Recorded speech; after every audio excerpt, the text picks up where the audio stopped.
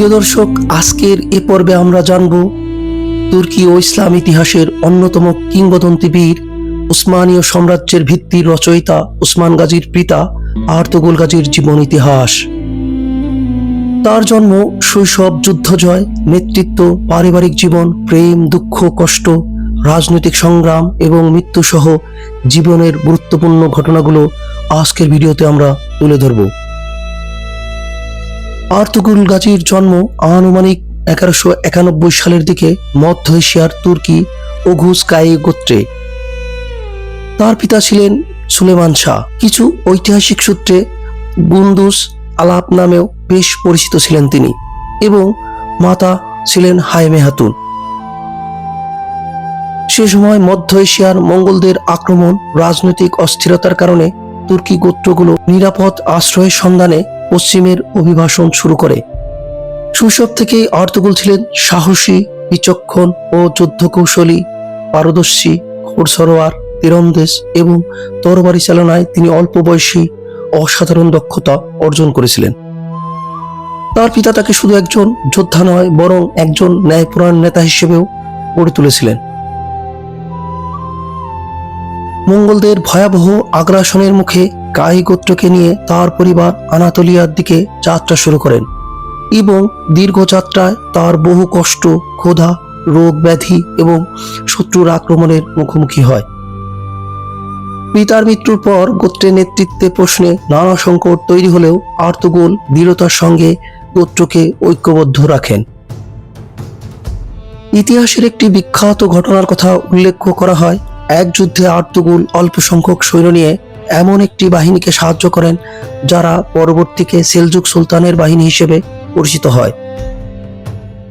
তার বিরুদ্ধে মুগ্ধ হয়ে সেলজুক সুলতান আলাউদ্দিন কায়কুবাদ তাকে সগুত ও আশেপাশের এলাকার শাসনের দায়িত্ব দেন।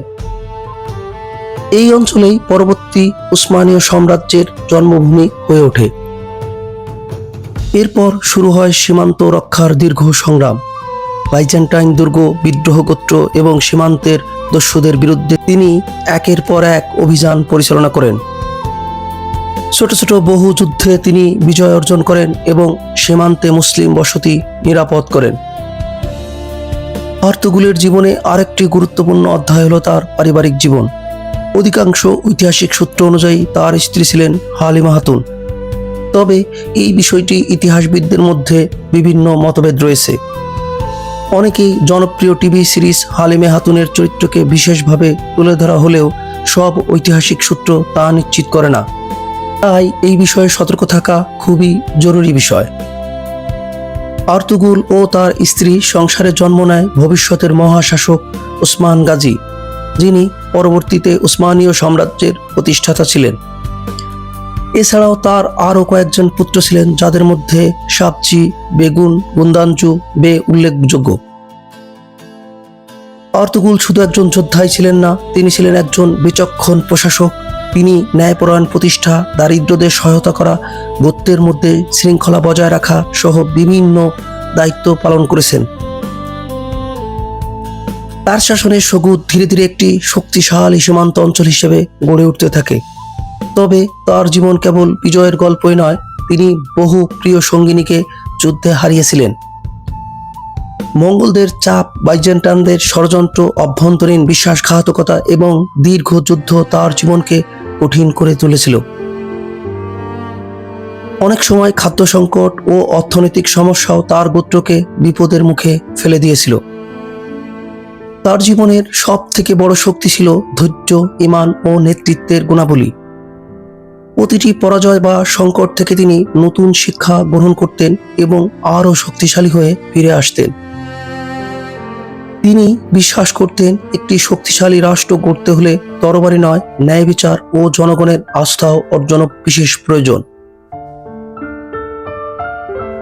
বাইজেন্টাইন সীমান্তে তার ধারাবাহিক সাফল্যের ফলে কায়ি গোত্রের মর্যাদা বহুগুণ বৃদ্ধি পেতে থাকে।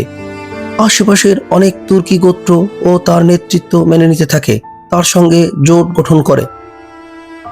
এই ঐক্যবদ্ধ ভবিষ্যতে উসমানীয় সাম্রাজ্যের ভিত্তি আরও বেশি শক্তিশালী করে তুলেছিল। আর্তুগুলের জীবনের শেষ সময় শান্তিপূর্ণ ছিল বলে ধারণা করা হয়। দীর্ঘ কয়েক দশক সীমান্ত রক্ষার পর তিনি বৃদ্ধ বয়সে নেতৃত্বের দায়িত্ব ধীরে ধীরে তার পুত্র উসমানের হাতে তুলে দিতে থাকেন। আনুমানিক 1280 বা 1281 সালের দিকে তিনি মৃত্যুবরণ করেন। তার সমাধি বর্তমান তুরস্কের সগুত শহরে অবস্থিত এবং আজও তা ইতিহাস প্রেমীদের কাছে একটি খুবই গুরুত্বপূর্ণ স্থান।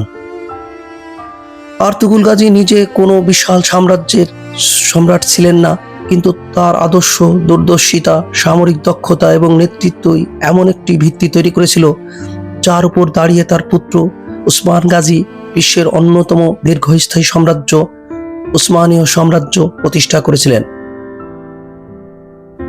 আজও আর্তুগুল গাজীর নাম উচ্চারিত হয় সাহস, ন্যায়বিচার, আত্মত্যাগ এবং নেতৃত্বের প্রতীক হিসেবে। ইতিহাসের পাতায় তিনি কেবল একজন বীর যোদ্ধা নন, এবং এমন একজন নেতা যিনি সংকটের মধ্যেও নিজের জাতিকে টিকিয়ে রাখতে ভবিষ্যতের এক মহাশক্তির ভিত্তি স্থাপন করেছিলেন। আপনাদের কাছে যদি এই ইতিহাস ভিত্তিক আলোচনা ভালো লেগে থাকে তাহলে ভিডিওটি লাইক করুন এবং পরবর্তী ভিডিওর জন্য সাবস্ক্রাইব করে আমাদের সাথেই থাকুন।